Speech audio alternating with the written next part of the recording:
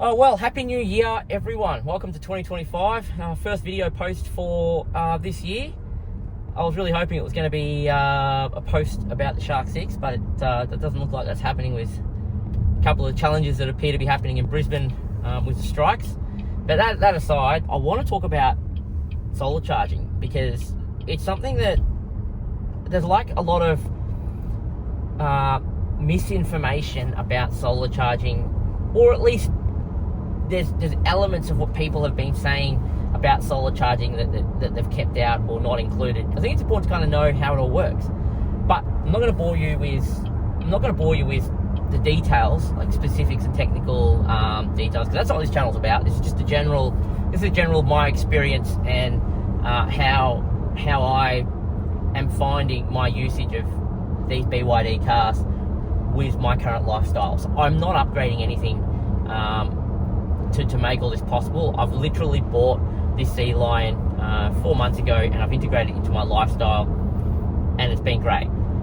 Some of the few things that I never thought about that's even better is the fact that the way my solar is set up, I actually do get, essentially free charging. So I've got a 12 kilowatt solar system on my roof, and I have I think it's like 80% facing west and only 20% facing north, but that was all configured in a way because of our household usage, and our household usage for power is quite high. We use, like an average family, we use about 12 to 18 kilowatts a day, I think.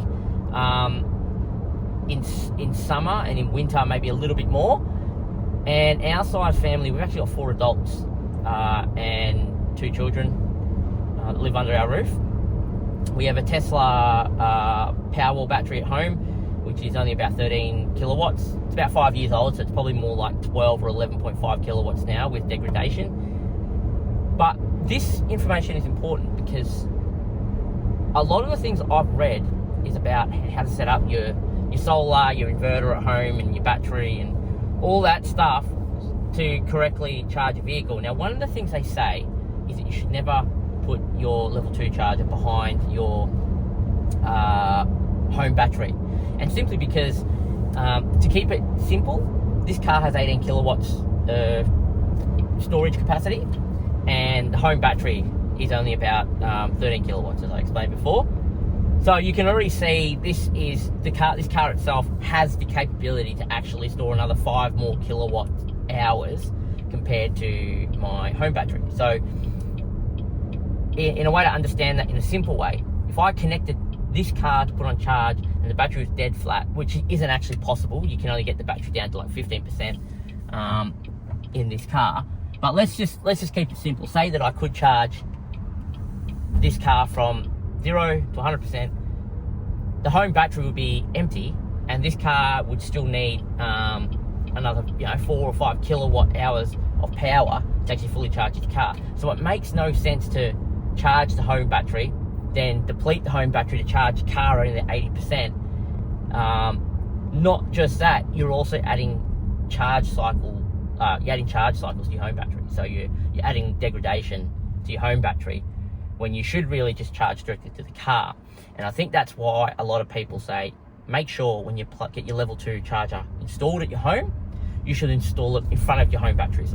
So what that means is, when you plug in your level 2 charger into the car, it's only going to draw power from the grid.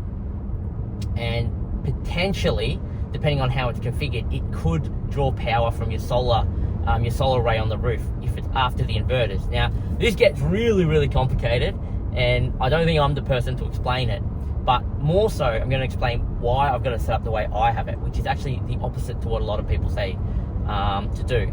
So I've actually got my level 2 charger installed behind my battery, so that's if I connect the level 2 charger to my car, it's going to draw power from my battery.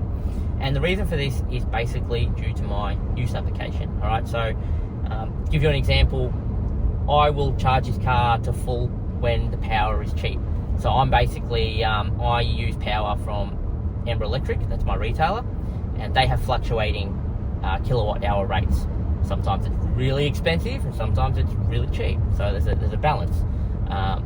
A lot of people that are probably watching this video probably are on like a anytime plan where it's, you know, always 30 cents per kilowatt hour, or they have on and like a peak and off peak rate. So between certain hours, the power for electricity per kilowatt will be cheaper in off peak times than it is on peak times.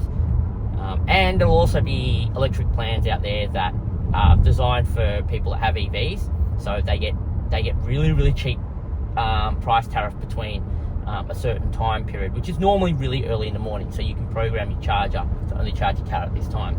Now, those type of plans kind of don't suit me because I use this car quite frequently. The whole point of this car was to drive this car around whenever I could on electricity.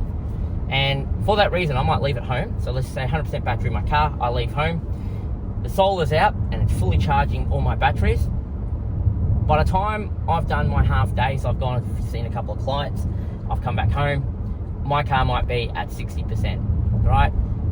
My home battery's full, but let's just say the afternoon's gonna be, like the morning's now kind of getting a bit cloudy, the sun isn't as strong, I'm not getting much solar on my panels. So if I come home and then plug in my charger to this car, I'll probably have to pull power from the grid to be able to charge if I didn't have a battery. But because my charger is behind my battery, what it actually does, it says, okay, I've got a home battery that's currently at 100% because it's charged from the morning sun, and now I've come home and I want to take about 10 kilowatts of power out of it. So what happens, I'll plug the charger in. I've only got 2 kilowatts of solar, so it's the level 2 charger uses about 6 kilowatts an hour. So I'll take 2 from the solar, and it needs to take 4 kilowatt hours from somewhere else. And what that's going to do, instead of taking it from the grid and it costing me money, it actually pulls it from the battery. So it's pulling 4 kilowatt hours from the battery, 2 kilowatt hours from the sun to make up the 6 kilowatts needed to charge his car every hour. This works for me really well because it means I plug in the car when I get home for lunch, I sit at home for an hour. By the time I finish lunch and I go back out to see the next client, my car's 100% full again. It's charged, it's used power from the sun that was collected earlier this morning to charge the battery, and then that power has been moved to my car in parallel with the power it was also harvesting from the sun. So that 40% charge I got at lunchtime at home was free, essentially. Not everything's not free, but yeah, it doesn't cost me anything to collect that energy. That's why I have my level 2 charger behind my battery, simply for that reason, because it means I've got this bank at home that's collecting energy whenever the sun is out, and when I'm ready to pull it, I can just move it from one location to the other location. So being a home battery to my car battery, and I can utilize that power more effectively. And yes, I'm losing a charge, half a cycle probably on my home battery, but in my opinion, it's worth it because I think I'm getting better value out of that than say using petrol. Now, that aside, there are a lot of other variables. So for example, could have I survived the whole day without using that power? Could I have just gone from my 60% that I had all the way down to my 25%, finished my day and not need to use the power from my home battery? It's possible. In some cases it's possible. But for me, I see it as it's one half a cycle I've put on my home battery, and it's given me like range that I could utilize if I needed it. I just want this car to have as much capable usage electric wise as I can, and that's the reason why I've done it this way. Now, this all comes kind of down into a small event that occurred today, because it was kind of almost perfect to give you guys an example, and it might help you understand if you're a little confused at this point in the video. And that is, if you look on the app I'm showing you now, which is my Tesla Powerwall app, it's actually showing you that my solar panels is actually collecting around just over 8 kilowatts, and my home's drawing just over 8 kilowatts. It's pretty much equal. It's 1-to-1. It's perfect, meaning that I'm collecting precisely the same amount of solar that my house is using, which is my level 2 charger charging this car at the maximum rate it can, plus my household appliances that are running. So I've got the kids on the computer, wife's watching television, so the general things are running around the home, and this is the power that's being consumed. Now it's perfect, which means it's basically free operation right now, including charging the car, which is amazing. the thing about this is it's perfect, but you don't always get these conditions where it's going to be your perfect 8 kilowatts of solar to match 8 kilowatts of house demands for power. Now, I haven't got the perfect scenarios to kind of show you what I mean, but you should be able to picture this in your mind. So just imagine for a second that I am collecting 8 kilowatts of solar off the sun, and my house wants to pull 10 kilowatts of power. What will actually happen? Rather than pulling from the grid and it costing me money, it would actually take 8 kilowatts from the solar, and then it would take a further 2 kilowatts from the Powerwall, for my home battery, to make up the 10 kilowatts. So my home battery is providing 2 kilowatts, the solar is providing 8 kilowatts. And look, if a cloud comes over the area where I'm living and it covers the solar panels for a little bit, the solar is going to drop all the way down to maybe even 4 kilowatts per hour. But then my battery will fill in that spot and make up that difference. So then I'm always providing power that was harvested from the sun and stored in the home battery, plus the current solar that's been collected, and pushing it to my home power demand, which means I'm using no grid power. And because of this configuration where I've got my car, my home, servers, and all my electrical stuff off and behind the home battery is basically regulating and balancing the power to prevent me having to draw power from the grid, which is our primary objective. I actually had a very challenging decision to make about a month ago. So Tesla announced that that was discontinuing Powerwall 2, which is the one I have at home, and that the new Powerwall 3 isn't backwards compatible with Powerwall 2, so I can't buy a Powerwall 3 and connect it to my 2 and combine the storage. So I had an opportunity only for a month to buy a second Powerwall 2, and I decided not to. I thought, yep, double my home storage, make it around about 25 kilowatt hours at home, because then I'll be able to have a bigger battery bank to move power around, especially when I get my second car, the Shark 6, in a few weeks, because there's now going to be 2 cars demanding power periodically throughout the day. Although my wife goes to work and comes home, so she won't be coming home in the middle of the day to consume power like I would, and she will not even get any close to depleting like the C-Line 6 electric only range in her commute to and from work, because she works very locally to home. But I'm just thinking about, what if it's like holiday time or school holiday time? There's going to be a lot of driving, and which is why I thought, why don't I expand my home battery bank and double the capacity? But the cost for a second Powerwall is around about 15 grand installed, and I paid like, if you look at how much you're paying for Shark 6, it's like 58 grand plus on-road costs.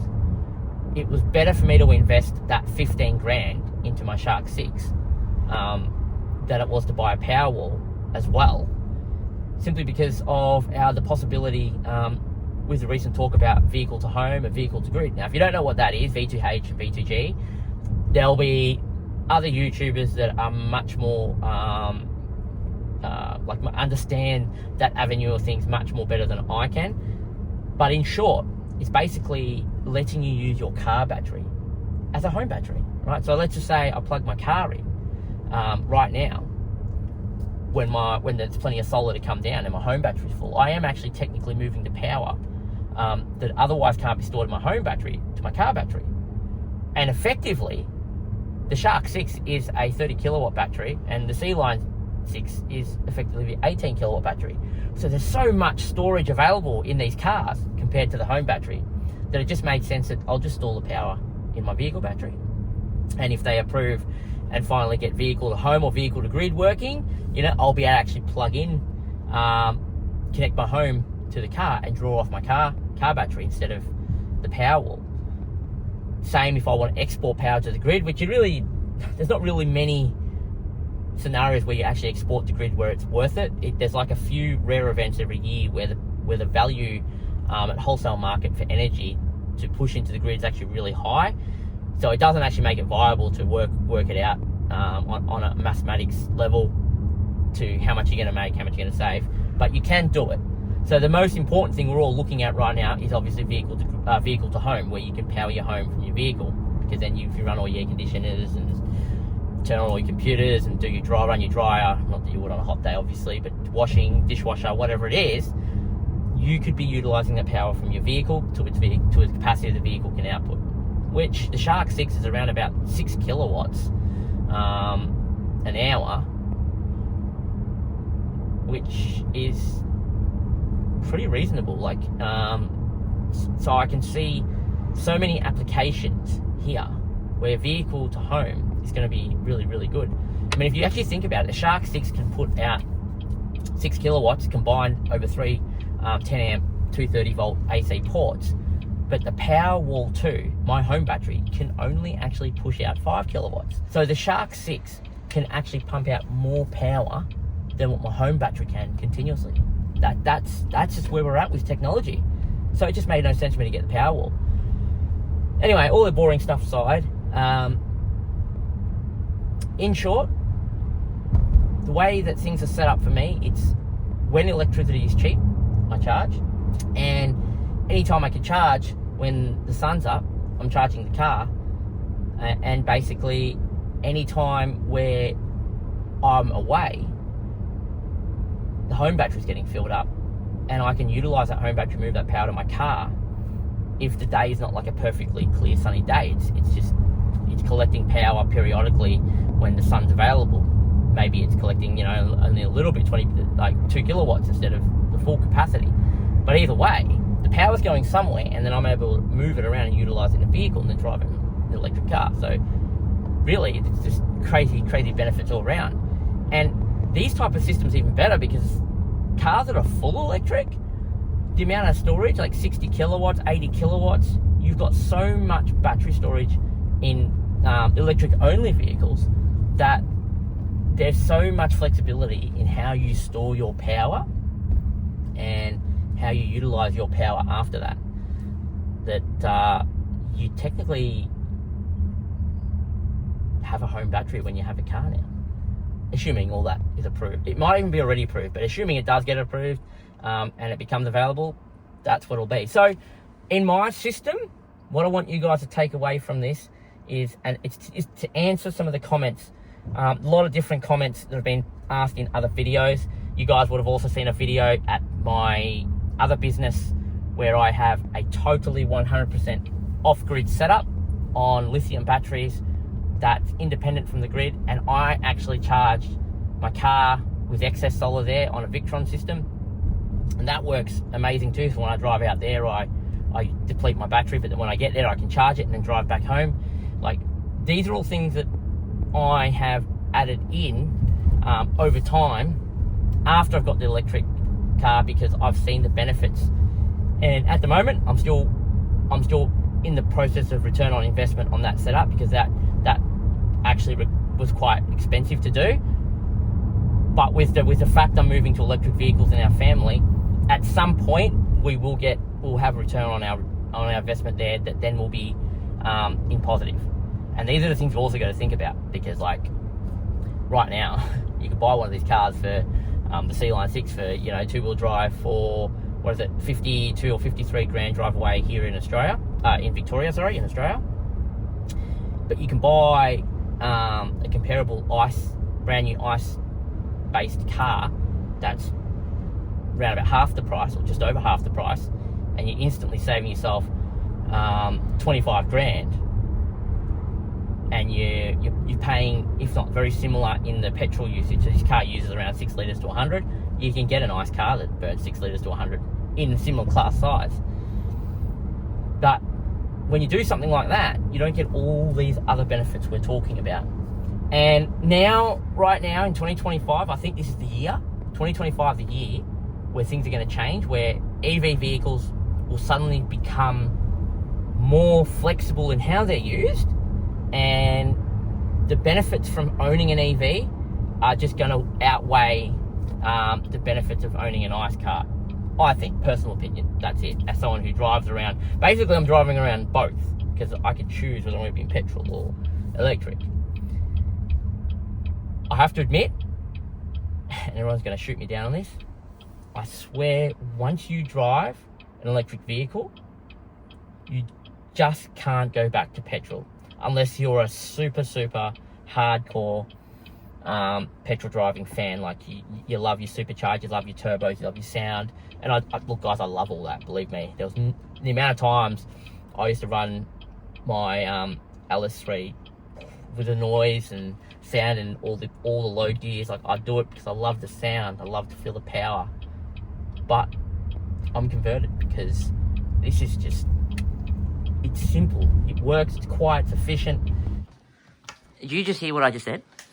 That an EV will far outclass it. Well, will be better than an internal combustion engine car. Well, not really. The part more about once you drive an EV. Yeah, once you drive an EV. So you drove the Sea Line like pretty much properly for the first time yesterday and today, New Year's. How did you find it? Look, it's a lot easy. Because you're not you don't understand electric cars. I know that, but you just know. But you do understand ice cars because you're like mechanic hobbyist. Yeah. So what? Look, if something went wrong with it, I wouldn't know where to fix it. I pumped the mode button and the whole other shit came up on the dash while I was driving home, and I'm like, I don't know, I'll just ignore all that. But like I'm saying, it drives nice. For what it, I think for what it is, it drives nice and it's simple. Like, you just click the button and drive.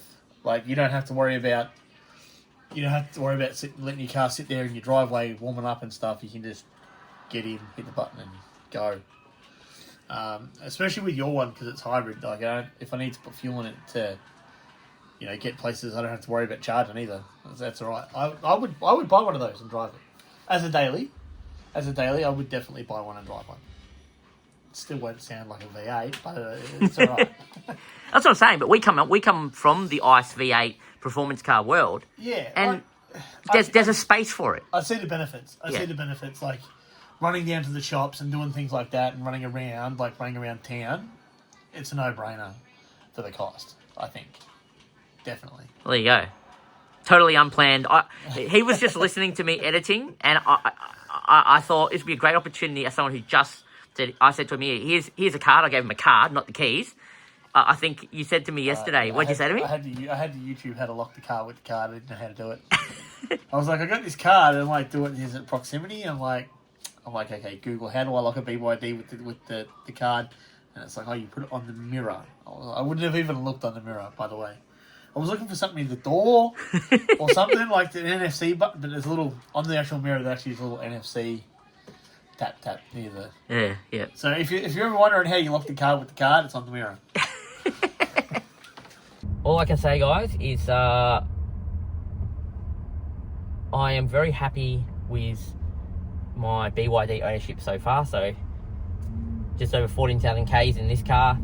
I'm excited as hell to get the Shark 6 because I still drive around my 2005 Holden Adventure, which is a 14 litres to 100 petrol guzzler, which is my off-road vehicle. The Shark 6 is going to replace that, and I think that my life off-road was a hybrid vehicle, and I have to call it electric first hybrid vehicle because it's a bit confusing. Old school hybrid vehicles, I think what they call series hybrid versus parallel hybrid, but electric first hybrids is 100% the way to go here in Australia currently. If you're not yet set up to go full electric, it's a perfect setup. It's this vehicle, as Ludicrous Feed has mentioned in one of his videos. If you are considering this PHEV as a bit of a gateway to owning an electric vehicle one day, is 100% the gateway vehicle to go from a ICE vehicle to a part-time, plus probably more like almost full-time electric vehicle, because you have full electric first 70 to 80 kilometre range a day or per charge, with the option to go to petrol to remove all range anxiety. And the car, this Sea Line 6, has all the features that an ICE car has. Like, I mean, they've kept the cluster at the front, so it's inbuilt, the way like ICE cars have had. The door handles are physical handles. They're not tap or press button or release handles like on electric cars. Everything's kind of conventional like an ICE car. They've just given you a really big touch screen, which is cool. But who doesn't want a big tablet on your car that's legal, And it just, you sit here and it feels like an ICE car. You can get in this car as a person who's never driven an electric car before and feel like the car makes sense. You're not confused. You're not looking for something. When you take your foot off the accelerator, you're not braking really hard from regen. like some of the Teslas do, you know, what they call one pedal brake, one pedal operation or whatever it is.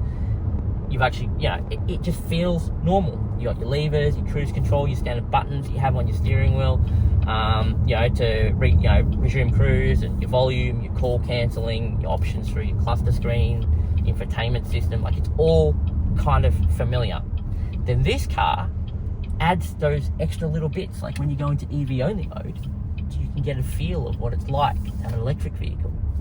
Quiet, listen. That's bliss. It's nice.